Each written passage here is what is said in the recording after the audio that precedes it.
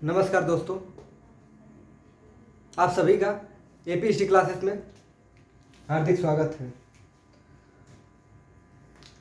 दोस्तों, आज हम लोग का जो टॉपिक होगा, पहली बात तो दिल्ली सल्तनत पूरा पढ़ लिए हम लोग, पूरा मुगल वंश पढ़ लिए, सिख धर्म तक पढ़ लिए। अब भारत में यूरोपीय कंपनियों का आगमन देखना है। हम भारत में यूरोपीय कंपनियों का आगमन देखेंगे, लेकिन इससे पहले पूरा दिल्ली सल्तनत और इसके साथ साथ पूर्व मध्यकालीन तथा मुगल वंश से संबंधित क्वेश्चन देखेंगे। यूपीएससी में क्वेश्चन क्या बनता है, पीसीएस में इस बार बहुत क्वेश्चन बना है, एकदम फैक्ट बना है। आईएएस में भी फैक्ट बना था। पीसीएस का क्वेश्चन तो एकदम आसान हिस्ट्री से कि जिंदा पीर किसे कहा जाता है, एकदम आसान क्वेश्चन। आधुनिक भारत से डायरेक्ट क्वेश्चन था आईएएस में। तो भारत में ब्रिटिश कंपनी के आगमन से पहले आज हम लोग का जो टॉपिक होगा, पीवाईक्यू के रूप में क्वेश्चन डिस्कशन होगा। पूरा दिल्ली सल्तनत और इसके साथ साथ मुगल और पूर्व मध्यकाल। आइए देखते हैं पहला क्वेश्चन क्या है। पहला क्वेश्चन ये है कि दिल्ली सल्तनत का कौन ऐसा सुल्तान है जिसे सबसे ईमानदार शासक कहा जाता है। दिल्ली सल्तनत का किस सुल्तान को सबसे ईमानदार शासक कहा जाता है। आइए देखें इसको।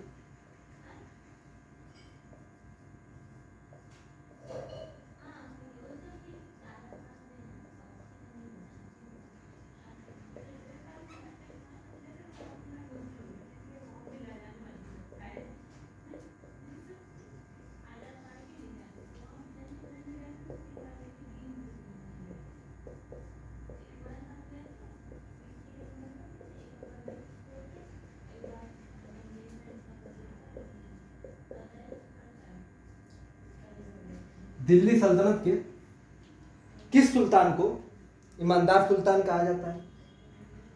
ऑप्शन देखिए। ए बलबन, बी इल्तुतमिश,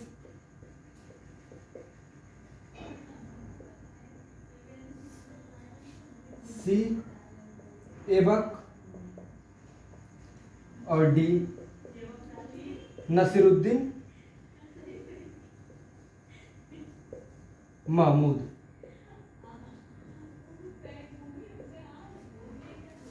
तो दिल्ली सल्तनत के किस सुल्तान को ईमानदार सुल्तान कहा जाता था। वीडियो में पढ़ा हुआ क्वेश्चन, बताइए। तो ये आंसर होगा नसरुद्दीन महमूद। क्यों नसरुद्दीन महमूद को कहा जाता है कि दिल्ली सल्तनत का सबसे ईमानदार सुल्तान है। तो नसरुद्दीन महमूद के बारे में बताया हूं कि इसने टोपी, कुल्हा, चप्पल, जूता सिलकर अपना जीविकोपार्जन करता था। तो इसी कारण इस सुल्तान को, नसरुद्दीन महमूद को, दिल्ली सल्तनत का सबसे ईमानदार सुल्तान कहते हैं। दूसरा क्वेश्चन देखिए। सब एग्जाम में पूछा हुआ क्वेश्चन है। दिल्ली सल्तनत का कौन ऐसा सुल्तान था, दिल्ली सल्तनत का कौन ऐसा सुल्तान था जो अंगरक्षक नहीं रखता था। तो दिल्ली सल्तनत का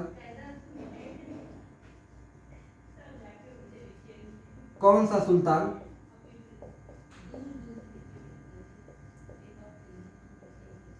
अंगरक्षक नहीं रखता था। अंगरक्षक नहीं रखता था। ऑप्शन देखिए।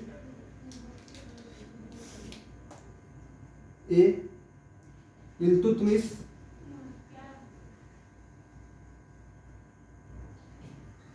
बी अलाउद्दीन खिलजी,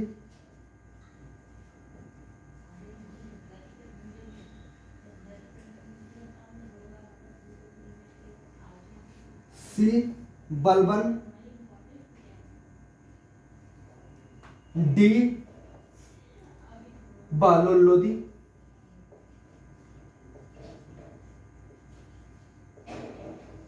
बताइए, ये भी क्वेश्चन मैं बताया हूँ, बताइए क्या होगा आंसर इसका।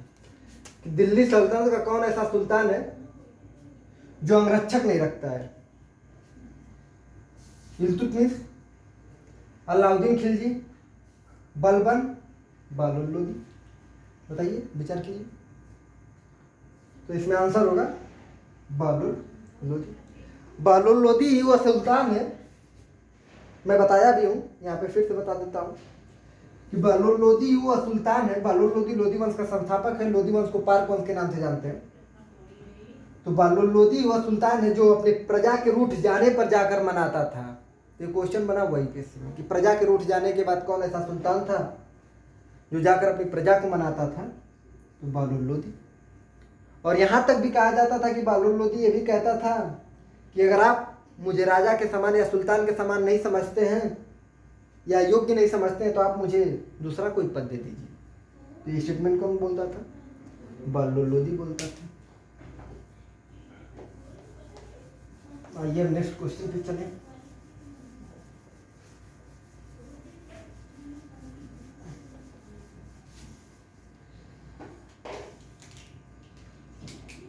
क्वेश्चन नंबर 3, दिल्ली सल्तनत का कौन ऐसा सुल्तान है जिसे पिलबख्श के नाम से जाना जाता है? तो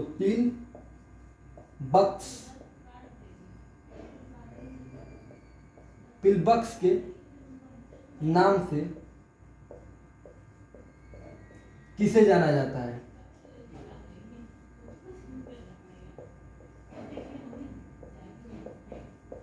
किसे जाना जाता है?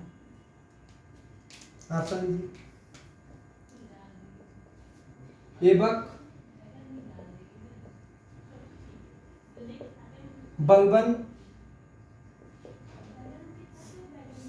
सी मोहम्मद बिन तुगलक, मोहम्मद बिन तुगलक, डी फिरोज शाह तुगलक।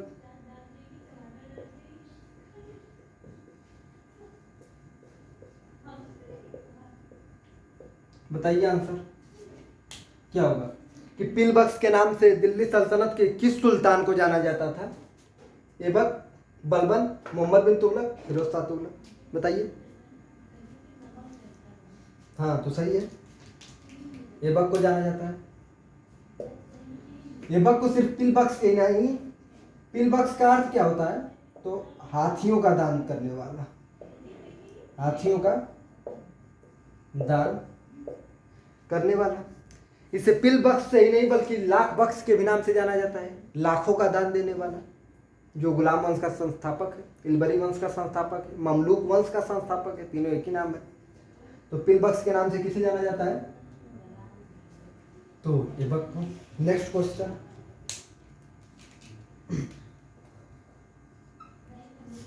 दिल्ली सल्तनत का कौन ऐसा सुल्तान है जो हिंदुओं के होली और दिवाली के त्योहार में जाता था? आइए देखते हैं। दिल्ली सल्तनत का कौन सुल्तान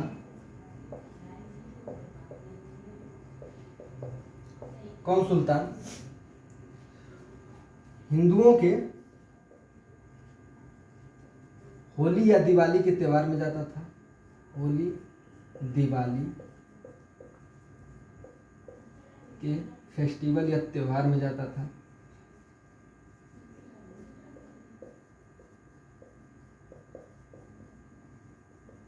ठीक। दिल्ली सल्तनत का कौन सुल्तान है जो हिंदुओं के होली दिवाली के त्योहार में जाता था? ऑप्शन लीजिए।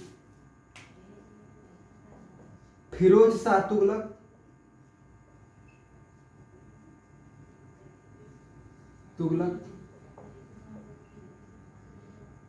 बी गयासुद्दीन तुगलक,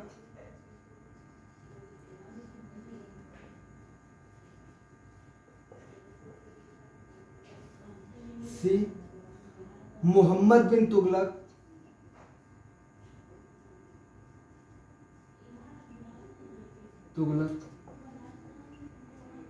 और डी बलबन। बताइए क्या होगा? दिल्ली सल्तनत का कौन सा सुल्तान जो हिंदुओं के होली दिवाली के त्योहार में जाता था? फिरोज शाह तुगलक, गयासुद्दीन तुगलक, मोहम्मद बिन तुगलक, बलबन। बताइए। बोलिए। हाँ, तो बिल्कुल सही, मोहम्मद बिन तुगलक। मोहम्मद बिन तुगलक हिंदुओं के होली दिवाली के त्योहार में जाता था, इसी कारण तो अधर्मी कहा था ईसामी ने। जिन प्रभासुरी से सलाह लेता था, इसी कारण तो ईसामी जो मध्यकालीन इतिहासकार या लेखक हुआ करते थे, इसी कारण तो बलबन अरे मोहम्मद बिन तुगलक को अधर्मी कहे थे। तो ये क्वेश्चन ये भी बना हुआ है कि मोहम्मद बिन तुगलक को अधर्मी कौन कहता था? तो ईसामी कहते थे। आइए नेक्स्ट क्वेश्चन।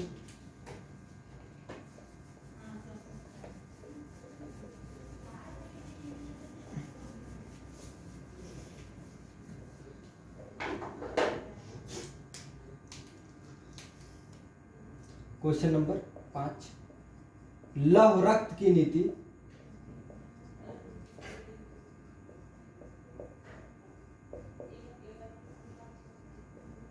कौन लाया था? लौह रक्त की नीति कौन लाया था? ऑप्शन बलबन, इल्तुतमिश,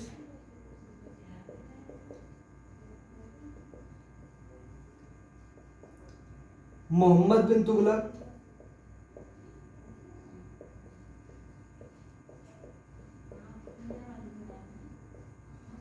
और डी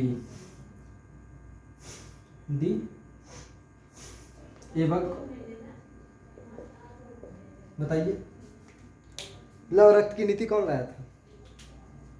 बहुतों बार पीसीएस में तो क्वेश्चन बहुतों बार बना है, आईएएस में तो एक बार, पीसीएस में तो बहुतों बार बना है। बताइए, सचिन बताएगा, बताओ।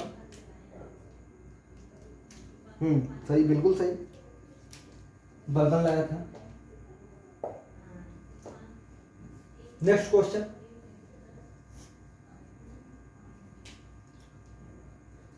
दिल्ली सल्तनत का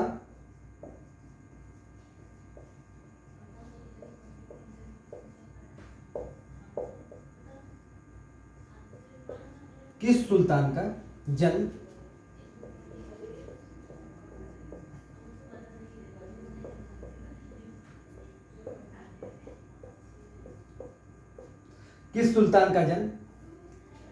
ऑपरेशन के माध्यम से हुआ था?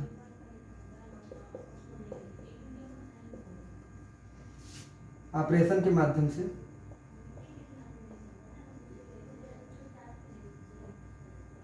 हुआ। ऑप्शन लीजिए, बलबन,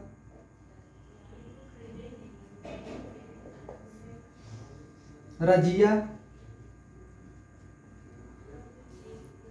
ऐबक, बालोल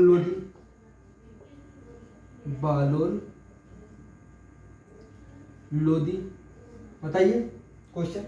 ये क्वेश्चन कभी भी किसी भी एग्जाम में नहीं पूछ सकता है, ये बस माहौल बनाने के लिए है कि जब कोई पूछे तो ये क्वेश्चन दगा जाए।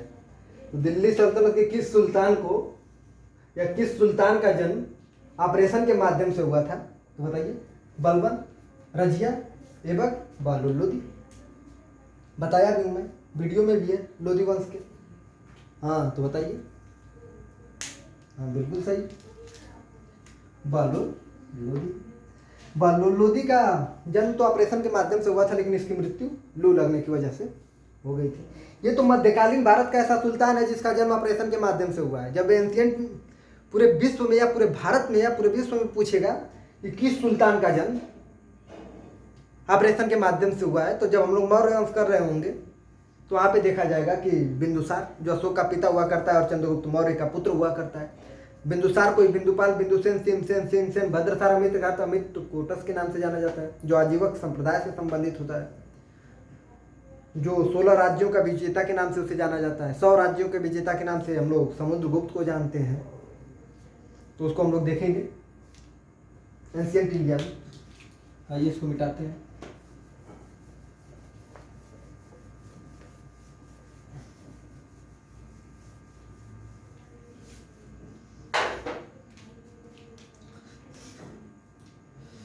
क्वेश्चन है,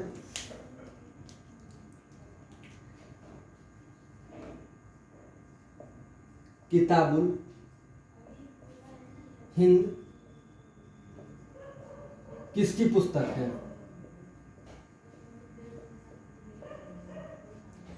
पुस्तक किसकी पुस्तक है?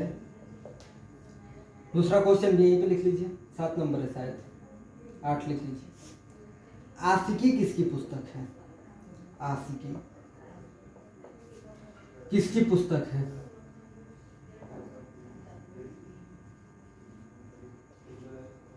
ठीक, ऑप्शन लीजिए दोनों का।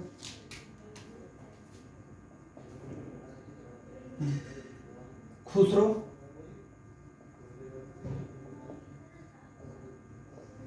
फाहियान,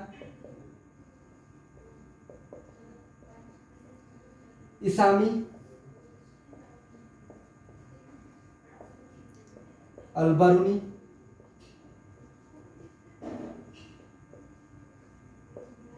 इसका ऑप्शन लीजिए। खुसरो, बदायूनी,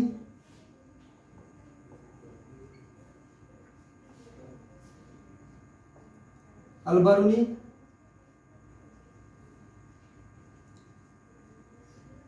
निजामुद्दीन औलिया।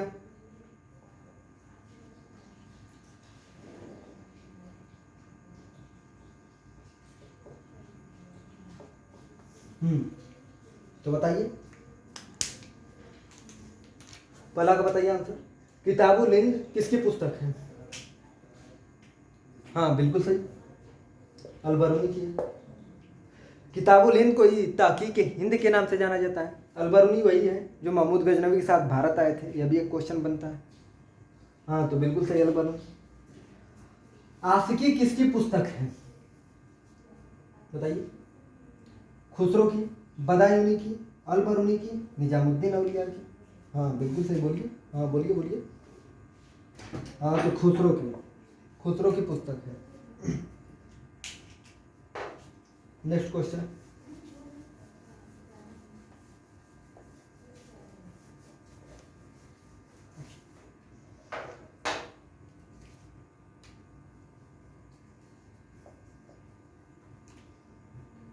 Question number 9। मुगल वंश का कौन ऐसा सुल्तान था? मुगल वंश का कौन ऐसा सुल्तान था जो सबसे ज्यादा सेना में हिंदुओं को भर्ती किया था? बताइए। मुगल वंश का कौन सा सुल्तान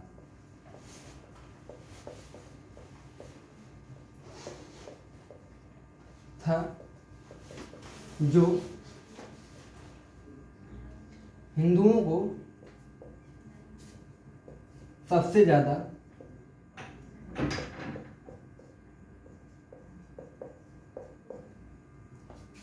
सेना में भर्ती किया था?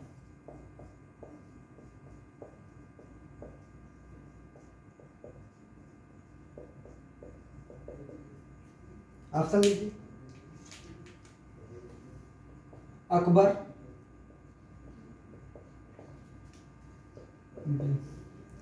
अकबर हो गया, बी देखिए। औरंगजेब,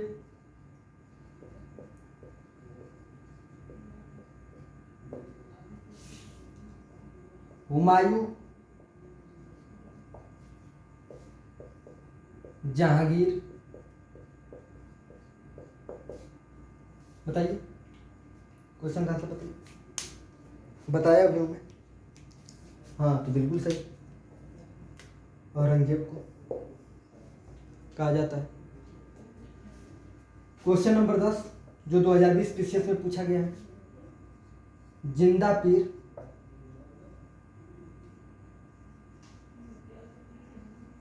के नाम से किसे जाना जाता है?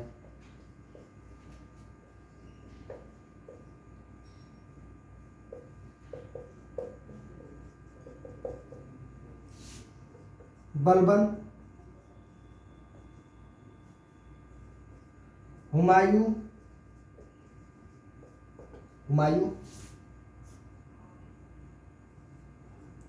अकबर और फोर्थ नंबर है औरंगजेब।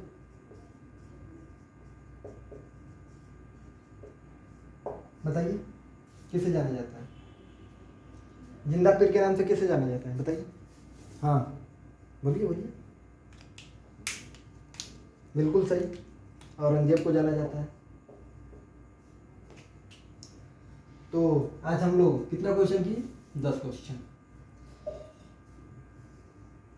11 क्वेश्चन, 11 नंबर क्वेश्चन कल से करेंगे हम लोग। और उससे पहले एक और क्वेश्चन है मेरा, आप लोग बताइएगा उसको, कि दिल्ली सल्तनत का वास्तविक संस्थापक इल्तुतमिश को क्यों कहा जाता है? मैं कई बार इस क्वेश्चन के बारे में बताया हूँ, मेंस का क्वेश्चन, आईएएस मेंस का, बताइएगा इसको, कि दिल्ली सल्तनत के वास्तविक संस्थापक के रूप में इल्तुतमिश को क्यों कहा जाता है? क्यों कहा जाता है कि इल्तुतमिश दिल्ली सल्तनत का वास्तविक संस्थापक है? क्यों नहीं? ऐबक तो वास्तविक संस्थापक तो नहीं है, लेकिन संस्थापक तो मेन रूप से दिल्ली सल्तनत की स्थापना तो ऐबक ही किया है ना, तो क्यों नहीं उसको कहा जाता है कि दिल्ली सल्तनत का वास्तविक संस्थापक ऐबक है? क्यों कहा जाता है कि दिल्ली सल्तनत का वास्तविक संस्थापक इल्तुतमिश है? इसी तरह इसी क्रम में हम लोग कम से कम 300 से 400 क्वेश्चन दिल्ली सल्तनत और मुगल वंश से करेंगे। प्री मौर्य से तो हमको लग रहा है कि प्री मिडवल से एक क्वेश्चन आया है अभी तक, अलबर्नी वाला। इसके बाद हम लोग कर रहे होंगे 400 से 500 क्वेश्चन करेंगे रोज, 10 कल से 20-20 क्वेश्चन करेंगे। ठीक, तो मिलते हैं नेक्स्ट वीडियो में दोस्तों।